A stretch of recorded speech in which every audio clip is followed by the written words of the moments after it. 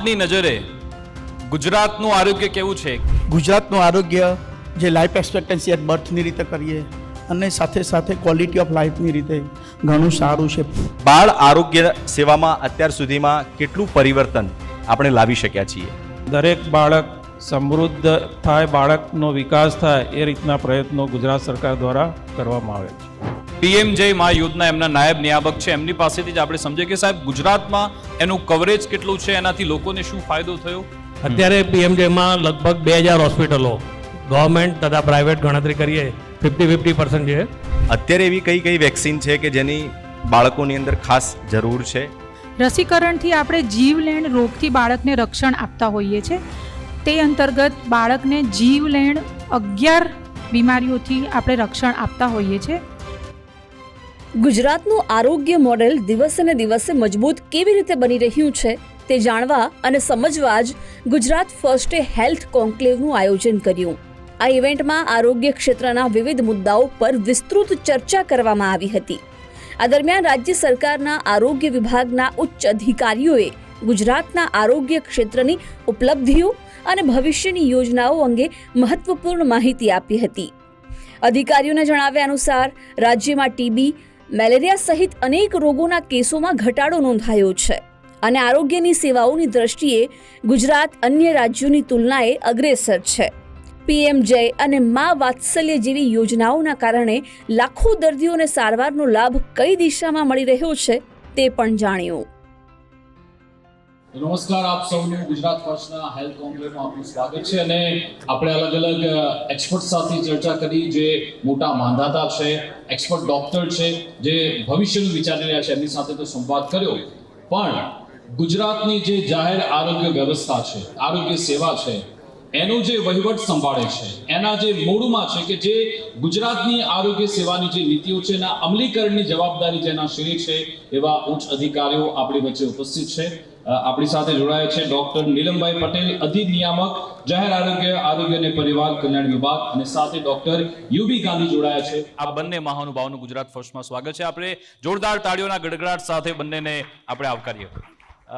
નીલમ sir, પહેલા તો આપને પૂછવા માંગીશ કે આપની નજરે ગુજરાતનું આરોગ્ય કેવું છે, કેવી છે આરોગ્ય સેવા? ગુજરાતનું આરોગ્ય જે લાઈફ એક્સપેક્ટન્સી એટ બર્થની રીતે કરીએ અને સાથે સાથે ક્વોલિટી ઓફ લાઈફની રીતે ઘણું સારું છે. પરંતુ છેલ્લા કેટલાક વખતથી આગળ મારા વક્તાઓ પણ ઘણા બોલી ગયા, ઇન્ફેક્શિયસ ડિસીઝમાં ઘણો જ ઘટાડો થયો છે. મતલબ કે ટીબી છે, મેલેરિયા છે, ડેન્ગ્યુ છે, વોટરબોર્ન ડિસીઝ છે, ટાઇફોઇડ, ન્યુમોનિયા, વાયરલ ડિસીઝ, ઘણા ઘટાડો છે. પરંતુ નોન કોમ્યુનિકેબલ ડિસીઝ એટલે કે બીપી, ડાયાબિટીસ, કેન્સર એ ઇન્ડિયાની એવરેજમાં ગુજરાત અગ્રેસરમાં ચાલી રહ્યું છે. મતલબ કે આગળ ચાલે છે, એ એક ચિંતાનો વિષય છે. અધરવાઇઝ બાકી કામગીરીની રીતે ઇન્ફેક્શિયસ ડિસીઝમાં આપણે ઘણું સારું એવું અચીવમેન્ટ કર્યું છે. ઓકે, ગાંધી સાહેબ, આપની પ્રથમ પ્રતિક્રિયા કે ગુજરાતની હેલ્થ કેવી છે અત્યારે? ગુજરાતની હેલ્થ તો ઘણી સારી છે, પરંતુ ગુજરાતની આજુબાજુના રાજ્યો ગુજરાત ઉપર ડિપેન્ડન્ટ ઘણા છે. એટલે આરોગ્યની સેવાઓ માટે ગુજરાત ઉપર એ લોકો ઘણી આપણી બધી હોસ્પિટલો જે બોર્ડરની રાજસ્થાન અને મહારાષ્ટ્રના તથા મધ્યપ્રદેશના હોસ્પિટલના બધી એ લોકોના ઉપર જ વધારે નપતી હોય એવું લાગે છે. બિલકુલ. પટેલ સાહેબ, લાંબા ગાળાનું વિઝન ગુજરાતનું શું છે આરોગ્ય સેવાને લઈ? સુદૃઢ સેવા તો છે જ, પણ હજુ પણ આવનારા વર્ષમાં ગુજરાત ઓર મજબૂત થાય, આપણી ઇકોસિસ્ટમ ઓર મજબૂત થાય આરોગ્ય ક્ષેત્રે, એ માટે વિઝન શું છે આપણું? એક તો ઇન્ફ્રાસ્ટ્રક્ચર, સરકારની રાહતે વાત કરું તો ઇન્ફ્રાસ્ટ્રક્ચર અને availability of sub centre, PSC, CSC ગ્રામ્ય લેવલે એ એક સ્ટ્રેન્થન કરવાનું થતું હતું. મોસ્ટલી જે વસ્તીના ધોરણે ભારત સરકારને ક્રાઇટેરિયા છે કે વસ્તીના ધોરણે સબ સેન્ટર 5000ની વસ્તીએ મળે, આદિજાતિ વિસ્તાર હોય તો 3000ની વસ્તીએ મળે, પીએસસી હોય તો સામાન્ય વિસ્તારમાં 30000ની વસ્તીએ મળે, આદિજાતિ વિસ્તાર હોય તો 20000ની વસ્તીએ મળે, કે ટ્રાન્સપોર્ટ થોડું ઓછું કરવું પડે. અને સેમી સીએસસી હોય તો 1,20,000ની વસ્તીએ સામાન્ય વિસ્તારમાં, 80,000ની વસ્તીએ ગ્રામ્ય આદિજાતિ વિસ્તારમાં. આ ક્રાઇટેરિયા ઓલરેડી ગુજરાતમાં આપણે ફૂલફિલ કરીએ છીએ અને પરિણામે ગુજરાતની અંદર વસ્તી ગ્રામ્ય લેવલની વાત કરું તો વસ્તીના પ્રમાણમાં આપણે વિશેષ સબ સેન્ટર પીએસસી સીએસસી બનાવ્યા છે. એટલે કે 9,231 ગુજરાતમાં ગ્રામ્ય લેવલે સબ સેન્ટર બનાવવામાં આવેલા છે. 1539 પ્રાથમિક આરોગ્ય કેન્દ્ર PSC છે, 353 CSC છે. આમ ગ્રામ્ય લેવલે પૂરતા પ્રમાણમાં ઇન્ફ્રાસ્ટ્રક્ચરની રીતે એક તૈયારી કરી છે, જેની સાથે મેનપાવર પણ એટલું થાય છે. એક વિશેષ જે આપ કહો છો કે આગળની કાર્યવાહીની રીતે તો સરકારે એ પણ ધ્યાને લીધું છે કે ખાલી વસ્તી ઉપર શું કામ ધ્યાન લઈએ, ભારત સરકારની ગાઈડલાઈન છે વસ્તી ઉપર ધ્યાન રાખીએ, તેમ છતાં ભૌગોલિક પરિસ્થિતિને પણ ધ્યાને લેવામાં આવેલી છે. છેલ્લા 3 વર્ષથી અમે ભૌગોલિક પરિસ્થિતિ ઉપર પણ ગયા, કારણ કે વસ્તીના ક્રાઇટેરિયા અમે ફૂલફિલ કર્યા છે.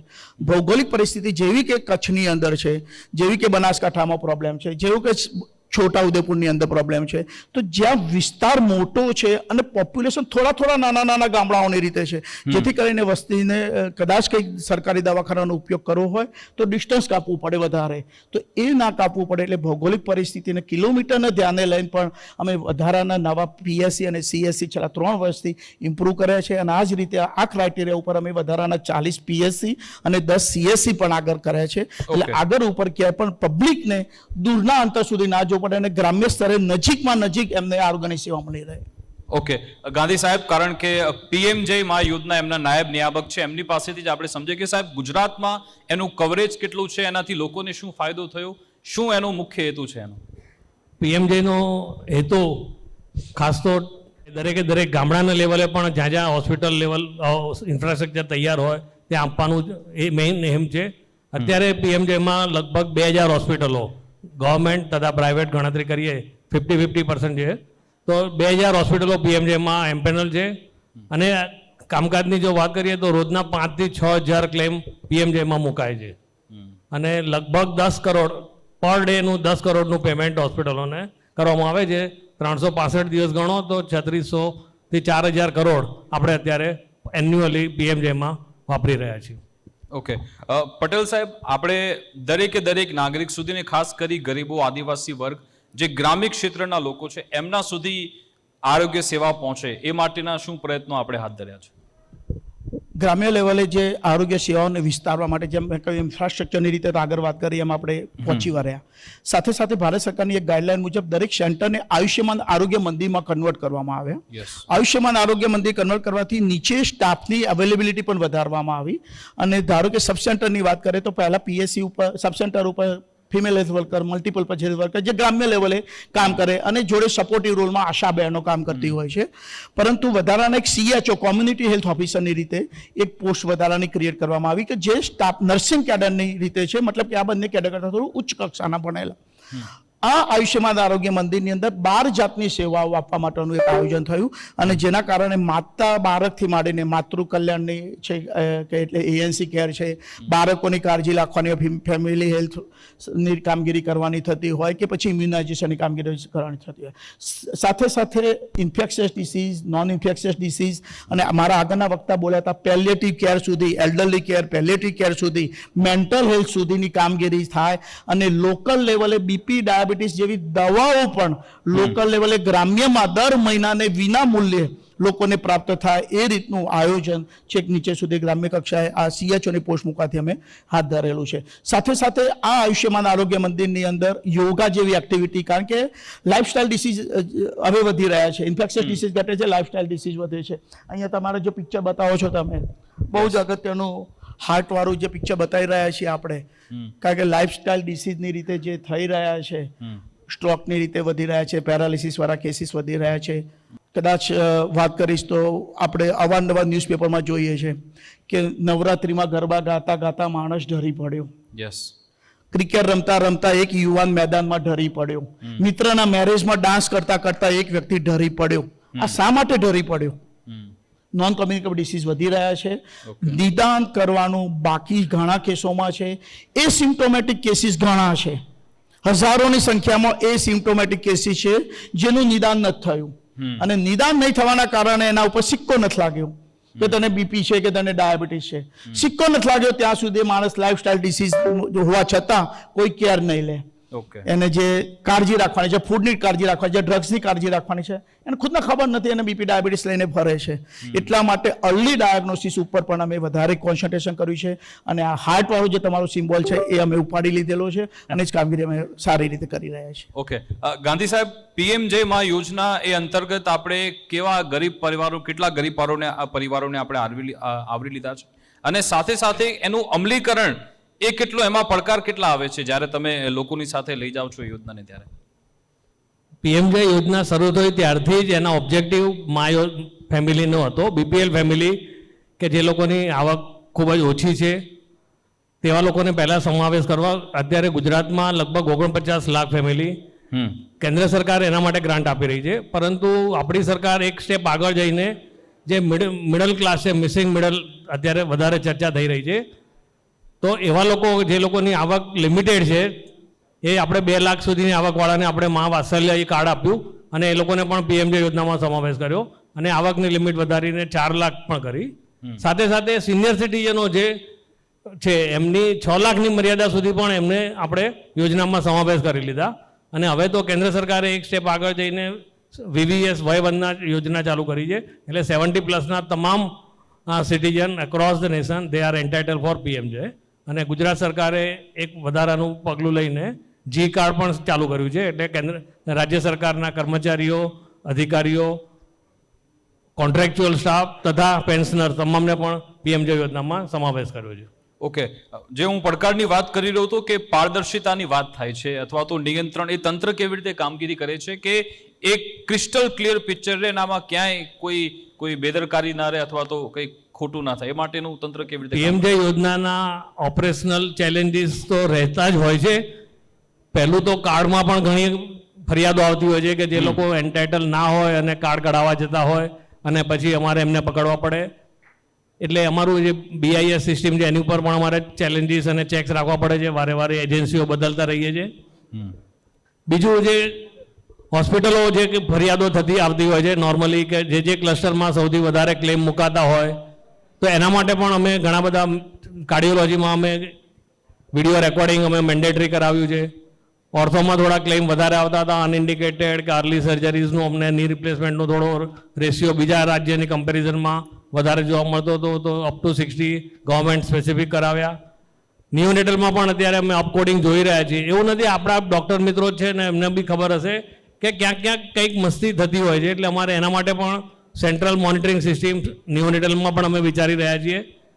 પ્લસ અમારે ઓડિટ એજન્સીઓ પણ અમે નક્કી કરી છે. કેન્દ્ર આપણે ઇન્સ્યોરન્સ કંપનીની પોતાની એક એજન્સી છે, પ્લસ રાજ્ય સરકારે પણ ઓડિટ એજન્સી રાખી છે અને આ બધી એજન્સીઓ પણ પેશન્ટોનું, હોસ્પિટલોનું ઘનિષ્ઠ મોનિટરિંગ કરતી હોય છે. અમારે CM ડેશબોર્ડમાંથી પણ લાભાર્થીઓને બધાને ફોનથી એમને કોઈ આઉટ ઓફ પોકેટ એક્સપેન્ડિચર કોઈ થયો છે કે નહીં, હોસ્પિટલમાં કોઈ ફરિયાદ એમને કોઈ સારવાર ના મળી હોય કે વિલંબ થયો હોય એવી ફરિયાદો હોય તો પણ અમે એનું એનાલિસિસ કરીને જરૂરી પગલાં લઈએ.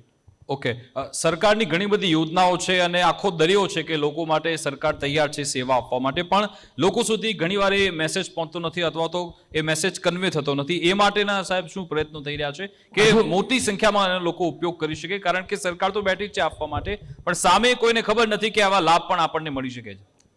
આટલી સરકારની ફ્લેગશિપ યોજના છે, આટલી બધી IEC થાય છે, પરંતુ હજુ આપણા રાજ્યમાં કે દેશમાં બધે લિથાર્જિક વર્ગ છે જ.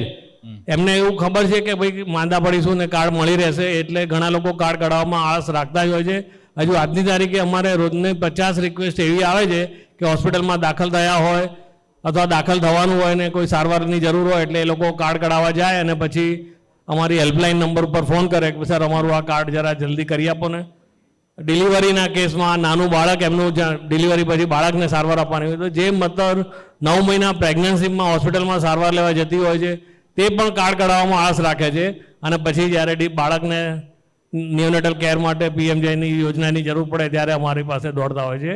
અથવા તો ઘણા લોકો ની રિપ્લેસમેન્ટ માટે, કેન્સર માટે, સિનિયર સિટીઝન માટે સરકારે 70 વર્ષ માટે બધાને કરી આપ્યું છે ફ્રી, તો ખબર નહીં હજુ લોકો કેમ આળસ રાખે છે અને માંદગી આવે ત્યારે કાર્ડ કઢાવવાનો એપ્રોચ હજુ પણ ઘણી જગ્યાએ જોવા મળે છે. એ ચિંતાનો વિષય છે. ઓકે, પટેલ સાહેબ, આમાં પડકાર હું જે જોઈ રહ્યો છું, એક તો એ કે વસ્તી વધારો પણ થઈ રહ્યો છે, સાથે સાથે લોકો એટલી અવેરનેસ રહેતી નથી લોકોમાં કે ભાઈ આવી જો આપણને બીમારી છે તો એની તુરંત સારવાર લેવી જરૂરી છે. એ પડકારને આપ કેવી રીતે એને પહોંચી પડો છો અને લોકો સુધી કેવી રીતે જોડાવો છો જમીની સ્તરે? અમારી ટીમ છે નીચે ગ્રામ્ય સુધી આશા બહેનો છે તેમના દ્વારા ઘરે ઘરે આ બધા મેસેજ અમારા ઓલરેડી પહોંચે છે. MPW મેં જ્યાં કહ્યું આગળ કે ગ્રામ્ય વસ્તીના પ્રમાણે અમારો પૂરતો સ્ટાફ છે જે મેસેજ આપી રહ્યો છે, કારણ કે ઇન્ટરપર્સનલ કોમ્યુનિકેશનની રીતે આઈસી પ્રચાર પ્રસાર તો થાય છે, પણ જે વ્યક્તિથી વ્યક્તિની સાથે ચર્ચાથી પણ લોકો સુધી અમારા મેસેજ પહોંચે છે. કોઈ ટીમ વર્ક કરવાનું થતું હોય, ક્યાંક કાર્ડ કાઢવાની ઝુંબેશ હોય, સપોઝ PM છે તો એ પણ મેસેજ આપે છે. પણ જેમ સાહેબે કહ્યું એમ ઘણી વખતે જાણવું અને અનુસરવું Yes. બેમાં ઘણો ફરક હોય છે. આપણે કહીએ છીએ પત્રિકાઓ વહેંચી, પત્રિકા વેચવાથી કામ પૂરું ના થાય. પત્રિકા વાંચો અને વંચાવો એવા હેડિંગ ઉપર આવતા. વાંચો અને વંચાવો, પત્રિકા વેચવાથી કામ ના થાય. દવા આપવાથી કામ ના થાય, દવા ઘરવાથી કામ થાય. એટલે ઘણી વખતે લોકો જાણતા હોય છે વ્યક્તિથી કે મારે કાર્ડની પણ હવે ઘરે ઘરે ડોક્ટર ઇમરજન્સી પેદા થાય ત્યારે જ એની કિંમત સમજાય છે. હવે ત્યાં લોકો સુધી ઘરે એમ ઘરે કરાય ડોક્ટર છે. થઈ ગયા છે કે ચલો ઓનલાઈન જોઈ લે, આ દવા લેવી કે ન લેવી, જાતે અથવા તો મેડિકલમાંથી લઈ લે છે. એના કારણે પણ એમને નુકસાન થતું હોય છે. 100% ઓનલાઈનની રીતે પોતાની રીતે ટ્રીટમેન્ટની રીતે ડૉક્ટર બની જવું અથવા વોટ્સએપની અંદર હવે AI ને પૂછી લેવું અને ટ્રીટમેન્ટ કરવી એ કોઈ આગળવાળા વક્તા બોલ્યા હતા કે AIની સાથે મેન્ટલ મનુષ્યનું પણ AI જોવાનું થાય એ પણ એટલું જરૂરી છે. અને ઇન્ડિવિજ્યુઅલની રીતે એવી રીતે ખોટા રાહે થઈને દવા લેવી એ તો શરીરને નુકસાનકારક છે. ઓકે, કોવિડ કાળ પછી જે મેં અનુભવ્યું ને મેં પણ સમાચારો ઘણા એના વાંચ્યા છે કે જે યંગ બ્લડ છે, યુવાનો છે, એમાં એ હાર્ટ એટેકના કેસ ઘણા વધવા લાગ્યા છે અથવા તો કોઈને કોઈ કારણસર એમના મૃત્યુ પણ થઈ રહ્યા છે. તો સરકારના એનાલિસિસમાં શું બહાર આવ્યું છે ને એ બાબતે સરકાર શું જોઈ રહી છે આગળ? એક ખોટી માન્યતા છે તો કહીએ તમારો જે પ્રશ્ન ઉપર છે એના ઉપરથી કે વેક્સિન અને હાર્ટને નહીં, વેક્સિનની વાત નથી કરી રહ્યો. પરંતુ નહીં, ઓવરઓલ આપણે કોવિડના કારણે એમ નથી, પણ જે જનરેશનમાં અત્યારે જેમ મેં આગળ જ વાત કરી કે ઇન્ફેક્શિયસ ડિસીઝ ઘટ્યા છે, નોન કોમ્યુનિકેબલ ડિસીઝ ઇન્ક્રીઝ થઈ રહ્યા છે. બીપી, ડાયાબિટીસ, કેન્સરના ડિસીઝની રીતે જે છે COPD, ફેટી લીવર ડિસીઝીસ, આ બધા જે ક્રોનિક કિડની ડિસીઝ, આ બધાની હાઈ અપ થઈ રહ્યું છે. આપને જાણકારી માટે કહું તો NHFS 5નો જે સર્વે થયો હવે તો છેક લેટેસ્ટ 6નો પણ સર્વે આવી ગયો છે, જે મુજબ મોર દેન 20% 30+ પોપ્યુલેશનમાં હાઇપરટેન્શન છે. જે 30+ ઉંમર ધરાવે છે એવા 20% ઉપરના લોકોને હાઇપરટેન્શન છે ગુજરાતમાં, અને 16% ઉપર 16.4%, 16% ઉપરના લોકોને ડાયાબિટીસ છે. પણ આ છે તમામ નથી જાણતા. ઓકે, કારણ કે સાયલેન્ટ કિલર છે, એ સિમ્પ્ટોમેટિક કેસો છે. જ્યાં સિમ્પ્ટોમેટિક છે 3 વસ્તુ છે. એક તો પહેલું નિદાન નથી થયું, ઘણા કેસો શોધવાના છે એ સિમ્પ્ટોમેટિકના કારણે. બીજું સાથે સાથે નિદાન થયું છે પણ ટ્રીટમેન્ટ કેટલી રેગ્યુલારિટી ઉપર છે. તો રેગ્યુલર ટ્રીટમેન્ટ એ પણ એક બીજો પોઈન્ટ છે. અને રેગ્યુલર ટ્રીટમેન્ટ પછી પણ રેગ્યુલર કંટ્રોલ શરીરમાં બ્લડ શુગર કે હાઇપરટેન્શન કંટ્રોલ પણ એટલો જ જરૂરી છે. તો આ 3નો સમયનો એની ખાસ જરૂરિયાત છે. અને કેસીસ હાઇપરટેન્શન ડાયાબિટીસના સાયલેન્ટ કિલરના કેસીસ ખરેખર છે. અને પરિણામે આપણે એવું કહીએ છીએ કોવિડ પછી કેસ વધ્યા, ના કોવિડ પછી વધ્યા એવું નથી. ઓલરેડી ગુજરાતની અંદર કેસીસ છે અને કારણ એક જ છે, આગળ આવી ગયું એમ, લાઇફસ્ટાઇલ ડિસીઝ છે, રહેણી કરણી બદલાય છે, ખોરાક બદલાયા છે, એક્સરસાઇઝનું પ્રમાણ લગભગ નહિવત અથવા બંધ બાજુ થઈ ગયું છે. લોકોને લાઈફ આમ તો કહેવાય છે પણ અનુભવ લોકોનો નથી થતો. 40 પછી તું 40 નહીં તો તું જિંદગીમાં ક્યાંથી 40? જો તારી ઉંમર 40 વટાઈ જાય અને પછી તું 40 મિનિટ 40 નહીં તો દુનિયામાં નહીં 40. તારે ચાલવું જ પડશે, મતલબ કે એક્સરસાઇઝ કરવી પડશે, મતલબ કે લાઈફસ્ટાઈલ બદલવી પડશે. મિત્રો આગળ વાત કરી કે ભજીયા ગોટા અને જંક ફૂડ, બરાબર. સ્વિગી આવ્યું, ઝોમેટો આવ્યું. કેટલા લોકોએ સ્વિગીમાં અને ઝોમેટોમાં ખીચડીનો ઓર્ડર આપ્યો? પર્સન્ટેજ કાઢીએ. મેં આપ્યો તો. હા, એટલે પર્સન્ટેજ કાઢીએ, બરાબર. અને આ બાજુના પર્સન્ટેજ લઈએ ઝોમેટોમાં કે એની અંદર કે તમને બાકીનું જંક ફૂડના કેટલા ઓર્ડર મળે છે, પર્સન્ટેજ કાઢો. એ ફોર્સ વધારે એટલે જે યંગ જનરેશન છે, બરાબર, ઓલરેડી NCD બાજુ પ્રમાણ વધી રહ્યું છે, બેઠાડું જીવન થયું છે. બીજું કોમ્પિટિશન વધી ગઈ છે. હેલ્ધી કોમ્પિટિશનના બદલે આગળ વધવાની કોમ્પિટિશન છે, રાતોરાત અમીર બનવાની કોમ્પિટિશન યંગ બ્લડની અંદર આવી રહી છે, બરાબર. પહેલાના જમાનામાં હતું 2 રોટી 1 લુંગી હમકો મિલે તો બસ રે ભૈયા, ના સોના ચાંદી ના હીરા મોતી ના પૈસા રૂપિયા. અત્યારે કઈ વ્યક્તિ એમ કહે છે કે સોના ચાંદી હીરા મોતી ના પૈસા ના રૂપિયા, 2 રોટી 1 લુંગી હમકો મિલે તો બસ રે ભૈયા? કઈ વ્યક્તિ આજે આ માને છે? કોઈ નહીં. એટલે કોમ્પિટિશન વધી રહી છે, રહેણી કરણી બદલાઈ રહી છે, જંક ફૂડનું પ્રમાણ વધી રહ્યું છે, એક્સરસાઇઝનું પ્રમાણ ઘટી રહ્યું છે અને પરિણામે NCDનું પ્રમાણ વધી રહ્યું છે. ઓકે, ગાંધી સાહેબ, PMJમાં યોજના વિશે વાત કરવી હતી કે એમાં એક પરસેપ્શન લોકોના મનમાં હોય છે કે ભાઈ આ યોજના એટલે કે તમને સરકારી હોસ્પિટલમાં જ સારવાર મળશે, ખાનગી હોસ્પિટલમાં પણ સારવાર લોકોને મળતી હોય છે, એમાં તફાવત શું હોય છે અને લોકોના મનમાં જે સંશય છે એને આપ કેવી રીતે દૂર કરશો? ના લાભાર્થીઓને તો ખબર જ છે ક્યાં ક્યાં સારવાર મળે છે. એટલે પ્રાઇવેટ હોસ્પિટલોમાં લગભગ અત્યારે અમારે 85% ક્લેમ પ્રાઇવેટ હોસ્પિટલોમાંથી જ આવે છે. 15% પેમેન્ટ જ અમે ગવર્મેન્ટ હોસ્પિટલોને કરી રહ્યા છીએ અને 15%માં પણ એપેક્સ હોસ્પિટલો આવી જાય છે, GCRI છે, UN મહેતા છે, બધી હોસ્પિટલો પણ અમે ગણીએ છીએ એમાં. એટલે services are available in private in great numbers અને people are appreciating and taking their services also. કારણ કે પેરીફેરીમાં તો બધી જગ્યાએ ગવર્મેન્ટ હોસ્પિટલોમાં છે જ નહીં, ડૉક્ટરો નથી. અમારે તકલીફ એ છે અમે કોઈ પણ ક્લસ્ટર બનાવ્યું છે, સારવાર માટેના સાધનો પણ બનાવીએ, પરંતુ છોટાઉદેપુર કે એવા જિલ્લામાં ઓર્થોપેડિક સર્જન નહીં મળે તો ની રિપ્લેસમેન્ટ કરાવવા ક્યાં જશે? કેન્સરની સારવાર લેવી હોય તો એ કિમોથેરાપીના ડૉક્ટર ત્યાં મળવા મુશ્કેલી હોય છે, કે બીજા પણ ઘણી જગ્યાએ તો ગાયનેકોલોજીસ્ટના પણ પ્રશ્નો થતા હોય છે અમારે સબ ડિસ્ટ્રિક્ટ હોસ્પિટલોમાં. તો આટલી જ્યારે તકલીફ હોય, લોકોને સર્વિસમાં બહુ ઓછા ડૉક્ટરો હોય છે, પ્રાઇવેટમાં થોડું રિવોર્ડિંગ વધારે છે ફિલ્ડ, એટલે પ્રાઇવેટ હોસ્પિટલો વધારે ચાલતી હોય છે અને ક્લેમ પણ વધારે મુકાય છે અને લોકોને સારવાર મળી રહે છે. રેટ અમારે તો પ્રાઇવેટમાં લે કે ગવર્મેન્ટમાં રહે, રેટ તો અમારે એનો એ જ ચૂકવવાનો છે, પરંતુ અમારું એમ હોય કે ભાઈ ગવર્મેન્ટ હોસ્પિટલો પણ ઓપ્ટિમલી યુટિલાઇઝ થાય, that is always our aim. Okay, એમાં જ એક ક્વેશ્ચન એડ કરી દઉં કે એ એક્સેસ શું લોકો પાસે છે? જો એ પીએમ જે યોજનામાં એ ઇન્વોલ્વ થાય છે તો પછી એ ડિસાઇડ કોણ કરે છે? જો દર્દી જ પોતે કરી શકશે ને એ સમજી શકે છે ખરા કે મારે કઈ હોસ્પિટલમાં ક્યાં શું સારવાર લેવી છે? લાભાર્થી પોતે જ નક્કી કરી શકે છે કઈ હોસ્પિટલમાં સારવાર લઈ શકે છે. અને હવે અમે એની આયુષ્માન એપ પણ બનાવી છે અને લગભગ બધી હોસ્પિટલોમાં અમે સર્ક્યુલેટ કરીને જેટલા લાભાર્થીઓ સારવાર માટે દાખલ થાય એ વખતે ડિસ્ચાર્જ વખતે એમને એપ એમનામાં કમ્પલસરી ઇન્સ્ટોલ કરાવડાવવાનો બી અમે પ્રયત્ન કરી રહ્યા છીએ ધીમે ધીમે, જેથી કરીને એમના ફેમિલીમાં બીજા કોઈને પણ સારવારની જરૂર પડે તો નજીકમાં કઈ હોસ્પિટલ છે જ્યાં એમને જે સારવાર લેવાનું જે પેકેજ કઈ હોસ્પિટલમાં ઉપલબ્ધ છે, એમના વોલેટ બેલેન્સ કેટલું છે, એમને કોઈ ફીડબેક આપવો હોય, કોઈ ફરિયાદ કરવી હોય તો એ બધું મોબાઈલથી જ એ બધું થઈ શકે એ પણ અમે સુવિધા ઊભી કરી રહ્યા છીએ. ઓકે, હજુ પણ આ વ્યવસ્થાને વધારે સુનિશ્ચિત કરવા, લોકો સુધી પહોંચાડવા માટે સરકાર તરફથી શું પ્રયત્ન થઈ રહ્યા છે સાહેબ? સરકાર તો હવે યુનિવર્સલ હેલ્થ કવરેજનું પણ ભવિષ્યમાં વિચારી રહી છે. ડેફિનેટલી ફાઇનાન્શિયલ કન્સ્ટ્રેન્ટ તો રહેવાના થોડા એના માટે. એટલે એક વખત કાર્ડની ફરિયાદો બંધ કરવી હોય તો બધાને એન્ટાઇટલમેન્ટ આપી દઈએ તો કાર્ડની કોઈ ફરિયાદો જ ના રહે કે ભાઈ આ માણસ પાસે કાર્ડ નહોતું અથવા તો એની પર એન્ટાઇટલ નહોતો ને એણે કાર્ડ લીધું, એવા પ્રશ્નો દૂર થઈ શકે. અને પ્લસ બધાને કાર્ડ બધા એન્ટાઇટલ હોય તો પછી ઇન્સ્યોરન્સ અમે પ્રીમિયમ પણ નક્કી કરી શકીએ અને ઘણો બધો એનો સરકારનો એની ઉપર કંટ્રોલ આવી શકે ઇન્સ્યોરન્સ કંપની ઉપર. ઓકે, પટેલ સાહેબ, ડિજિટલ હેલ્થ, ટેલિમેડિસિન, એઆઈ, એમની હમણાં ઘણી બધી વાત થઈ. હમણાં એક રોબોટિક એક્સપર્ટ મારી જોડે હતા, એમને પણ મને કહ્યું કે ત્યાં દૂર બેઠા ગમે ત્યાંથી આપણે સારવાર કરી શકીએ, જો ઓપરેશન એવા થઈ રહ્યા છે એ માટે આપણે આગળ વધી રહ્યા છે. ગુજરાત સરકાર એ બાબતે અત્યારે શું વિચારણા કરી રહી છે? એ વિઝન કેવું છે આપણું અત્યારે? ઓલરેડી ઇમ્પ્લિમેન્ટેશન બાજુ છીએ, મતલબ કે ટેલિમેડિસિનનો પણ અમે ભરપૂર ઉપયોગ ફિલ્ડની અંદર થઈ રહ્યો છે.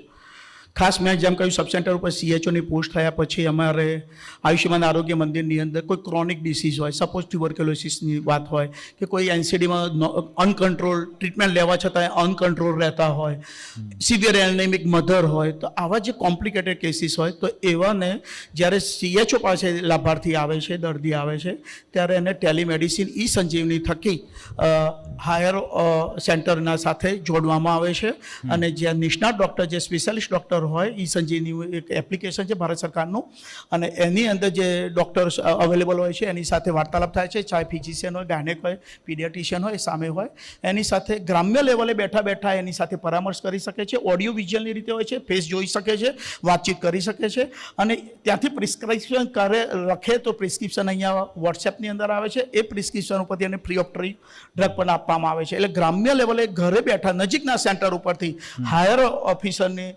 સાથે વાર્તાલાપ કરીને ટ્રીટમેન્ટ મેળવી શકે છે અને કદાચ અનકન્ટ્રોલ હોય ને રિફર કરવાનું લાગે એવું હોય તો તે ટેલિમેડિસિન થકી એ સલાહ આપે તો એ રીતે મોકલવામાં પણ આવે છે. એટલે ફિલ્ડની અંદર અર્લી ડાયગ્નોસિસ કરીને જો અનકંટ્રોલ હોય તો રિફંડનું પ્રમાણ અથવા સંપરામર્શ જે આઈસી કહેતા હોઈએ જે કાઉન્સેલિંગ કહેતા હોઈએ તો કાઉન્સેલિંગ પણ સારી રીતે ઈ ઔષધિમાં ટેલિમેડિસિન થકી થઈ રહ્યું છે. ઓકે સર, પીએચસી અને સીએચસી સેન્ટરો છે એને વધારે ઓર આધુનિક બનાવવા માટે આપણે એનું ઇન્ફ્રાસ્ટ્રક્ચર મજબૂત તો કર્યું છે, પણ ઓર આધુનિક થાય, લોકો સુધી સરળતાથી એ સેવાઓ પહોંચે, એ માટેના સાહેબ શું પ્રયત્નો છે? રૂટીન જે સ્ટ્રક્ચર હતું ને એમાં પણ એક એચઆરની રીતે જે મેન પાવરની રીતે સ્પેશિયાલિસ્ટની પણ અમે એક નવી ગત વર્ષથી કાર્યવાહી હાથ ધરેલી છે. મતલબ કે અત્યાર સુધી સીએસસીમાં એક સુપ્રિન્ટેન્ડન્ટ રહેતા હતા. સપોઝ ગ્રામ્ય લેવલે મોટાભાગે તાલુકા લેવલ અથવા તાલુકાથી થોડું નાનું, કારણ કે તાલુકા 250 છે, મારા સીએસસી 353 છે, તો દરેક તાલુકામાં તો છે, તાલુકાથી નીચે પણ છે. તો ત્યાં સુધી સીએસસી ગયા પછી સીએસસીમાં ક્લાસ 1ની પોસ્ટ એક જ હતી સુપ્રિન્ટેન્ડન્ટ, અને બાકીના જ મેડિકલ ઓફિસર હતા. તો પરિણામે શું થતું હતું, sub district hospital, district hospital કે મેડિકલ કોલેજ ઉપર બહાર આવતો હતો, અને પબ્લિકને કંઈક સ્પેશિયાલિસ્ટને બતાવવું હોય તો દૂરના સેન્ટરે જવું પડતું હતું. અમે ગઈ વખતથી ગુજરાત સરકારની અંદર નવો ઠરાવ કરીને 5 સ્પેશિયાલિસ્ટની પોસ્ટ સીએસસી ઉપર પણ અમે એપ્લાય કરાયેલી છે. ગુજરાતમાં જાહેર આરોગ્ય સેવાની નીતિ અને અમલીકરણની જવાબદારી જેમના સિરે છે તેવા ઉચ્ચ અધિકારીઓ સાથે આપણે એક બાદ એક સંવાદ કરી રહ્યા છીએ. ત્યારે નેક્સ્ટ પેનલમાં અમારી સાથે જોડાયા છે નાયબ નિયામક આરોગ્ય પરિવાર કલ્યાણ વિભાગના ડોક્ટર શૈલેષ પરમાર, બીજી મેડિકલ કોલેજના એસોસિએટ પ્રોફેસર ડોક્ટર ચારુલ મહેતા. રાજ્યના સ્વસ્થ આરોગ્ય સંદર્ભે તેમના પણ શું મંતવ્યો છે અમે તે પણ જાણ્યું. ડૉક્ટર શૈલેષભાઈ બી પરમાર, જે નાયબ નિયામક છે આરોગ્ય અને પરિવાર કલ્યાણ વિભાગ, આપનું સ્વાગત છે. અને ડૉક્ટર ચારુલ મહેતા છે, જે એસોસિએટ પ્રોફેસર છે બીજી મેડિકલ કોલેજમાંથી. અને અગાઉના ડૉક્ટરોએ જે સંવાદ કર્યો એ ખૂબ મિનિંગફુલ સંવાદ રહ્યો. આમ તો જે હેલ્થ છે એને આપણા શાસ્ત્રોની અંદર સૌથી મોટું ધન માનવામાં આવ્યું છે, કારણ કે પૈસાથી બધું ખરીદી શકાય છે પણ ક્યારે હેલ્થ નથી ખરીદી શકાતી, અને એટલા માટે જ આપણે આ મિનિંગફુલ સંવાદ કરી રહ્યા છીએ. ડૉક્ટર શૈલેષભાઈ, સૌથી પહેલો સવાલ હું આપને કરવા માગું છું કે ગવર્મેન્ટ હેલ્થને લઈને ઘણું બધું બજેટ પણ ફાળવે છે, ઘણા બધા કાર્યક્રમો પણ કરે છે, અવેરનેસને લઈને પણ આપણે ગ્રાઉન્ડ ઉપર ઘણું બધું કામ કરીએ છીએ. સ્પેસિફિક બાળ આરોગ્ય વિભાગની વાત કરવામાં આવે, બાળ આરોગ્યની વાત કરવામાં આવે તો બાળ આરોગ્ય સેવામાં અત્યાર સુધીમાં કેટલું પરિવર્તન આપણે લાવી શક્યા છીએ? તમારા ક્વેશ્ચનની જવાબ આપું તો ગુજરાત સરકાર દ્વારા ખૂબ જ સારું પરિણામ આપણને પ્રાપ્ત થયું છે. બાળ આરોગ્ય જે પ્રોગ્રામ ચાલી રહ્યો છે ગુજરાત સરકાર દ્વારા, એમાં આપણે બાળકોની આરોગ્યની ખાલી બીમારીઓની સારવાર પૂરતા આપણે સીમિત નથી, પરંતુ બાળકના જન્મથી લઈને કિશોરાવસ્થા સુધી જે એના સર્વાંગી વિકાસ માટે જે પણ આપણે ગુજરાત સરકાર દ્વારા કરવાનું થાય એમાં આપણે રાષ્ટ્રીય બાળ સ્વાસ્થ્ય કાર્યક્રમ દ્વારા પણ એમનું મોનિટરિંગ કરવામાં આવે છે, એમની તપાસ કરવામાં આવે છે. પછી ડિસ્ટ્રિક્ટ અર્લી ઇન્ટરવેન્શન સેન્ટર જે ડિસ્ટ્રિક્ટ હોસ્પિટલ ખાતે ઉપલબ્ધ હોય છે, એમનું રસીકરણની વાત હોય, ઇમ્યુનાઇઝેશન, તો એના વિશે ચિંતિત છે સરકાર.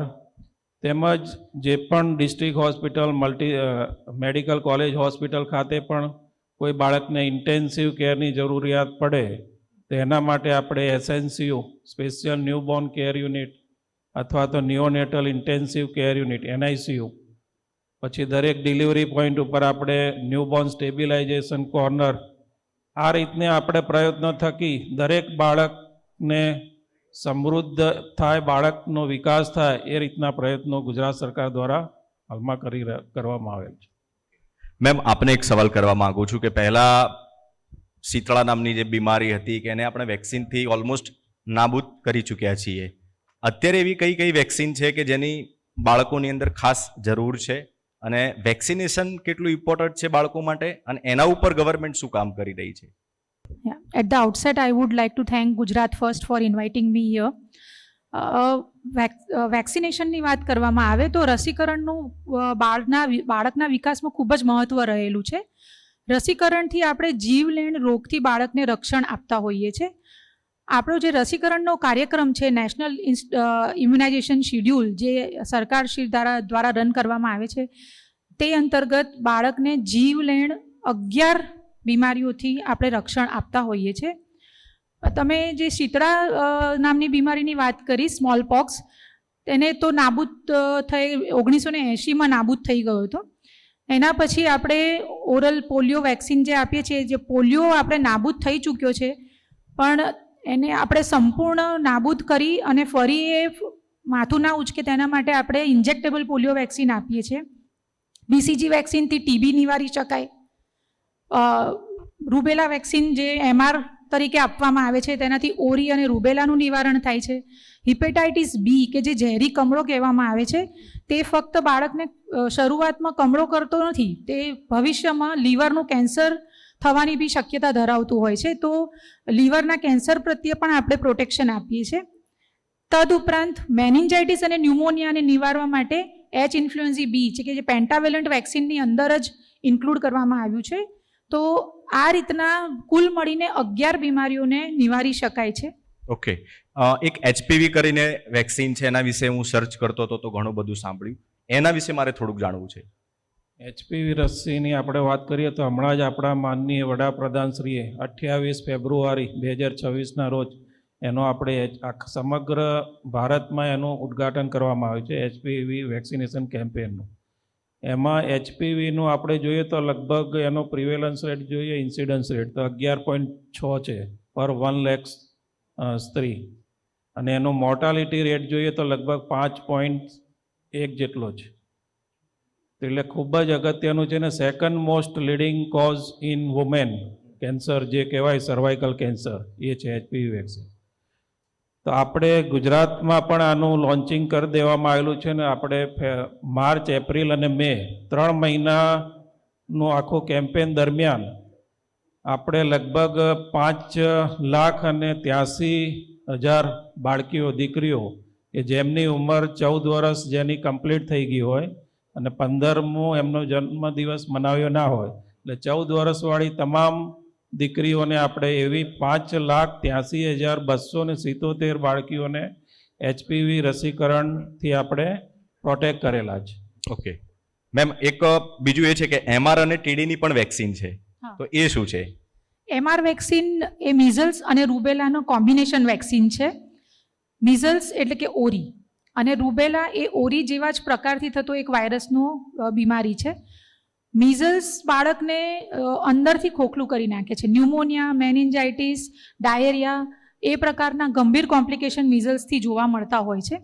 અને રૂબેલા જો બાળકને થાય છે તો નવજાત શિશુને, જો માતા ભવિષ્યની માતા જે હોય તેના નવજાત શિશુને વિકલાંગતા તરફ લઈ જતી હોય છે. કન્જેનાઇટલ રૂબેલા સિન્ડ્રોમ કરીને થતું હોય છે, જેમાં બાળકને આંખમાં કેટરેક્ટ, કાનમાં બહેરાશ અને હૃદયમાં હોલ એ પ્રકારની બીમારીઓ કરતું હોય છે.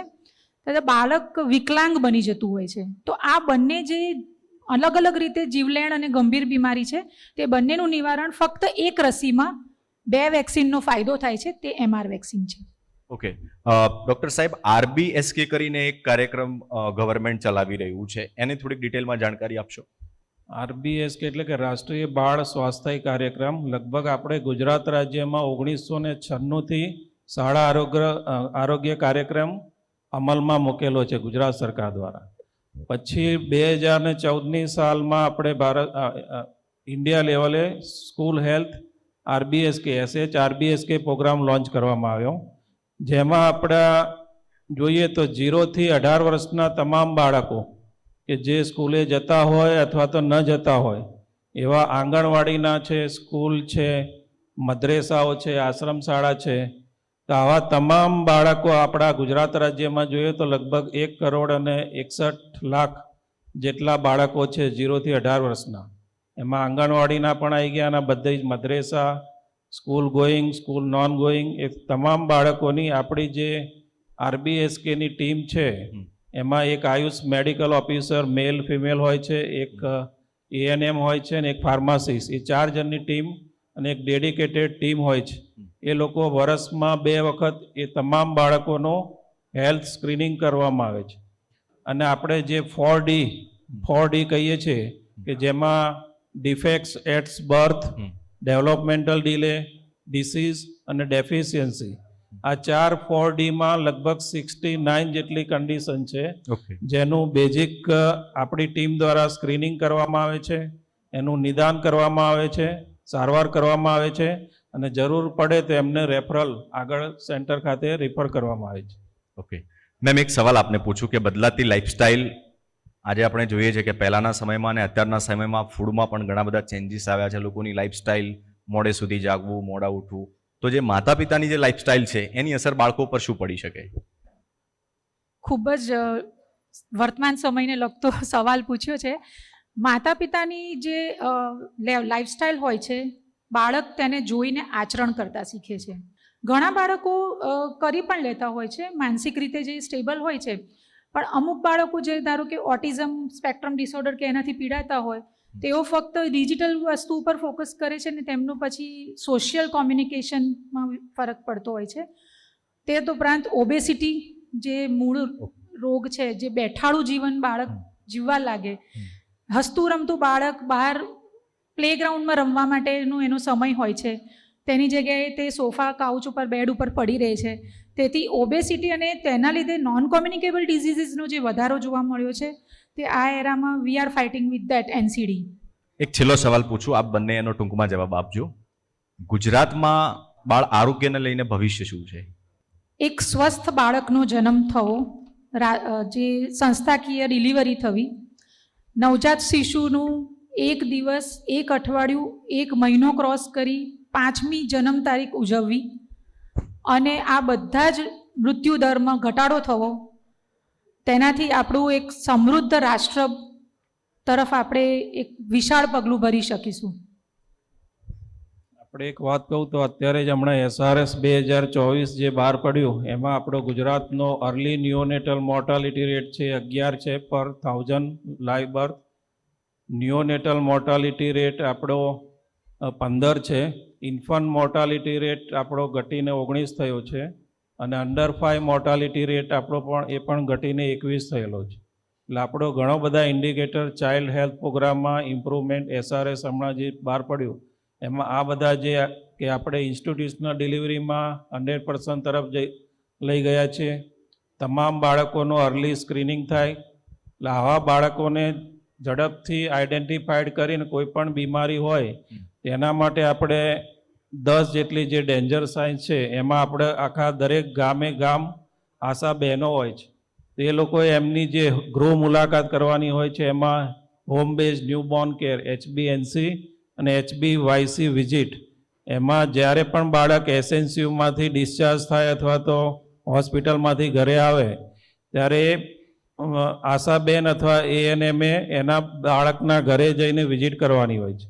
એમાં પહેલા દિવસે, ત્રીજા દિવસે, 7મા દિવસે, 14, 21, 28, 42 આ તમામ દિવસોએ આશાએ પોતે એના બાળકના ઘરે જઈને એની કોઈ બીમારી છે કે કેમ બાળકને એ આઈડેન્ટિફાઈડ કરીને જો બાળકને આવા 10 ડેન્જર સાઇનમાંથી કંઈ પણ માલુમ પડે તેણે તાત્કાલિક મેડિકલ ઓફિસરને રિફર કરી ને જરૂર જણાય તો SNCUમાં પણ દાખલ કરવામાં આવે છે.